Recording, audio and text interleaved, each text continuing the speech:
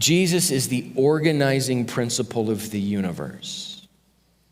He is the organizing principle of the universe. Now, that's a big claim, but it turns out that's exactly the kind of thing that John is trying to describe for us.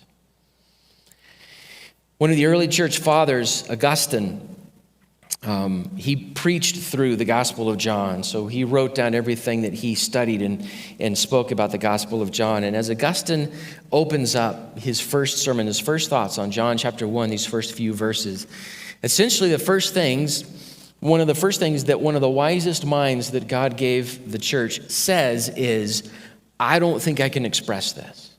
I really don't think I can quite wrap myself around what John is saying in these first few verses about Jesus Christ.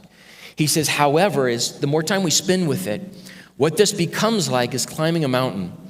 And when you get to the top of the mountain, it's taken effort, but it's been good effort. It's been the right kind of effort. And when you get to the precipice and you begin to look around, you see everything else from the top of that mountain.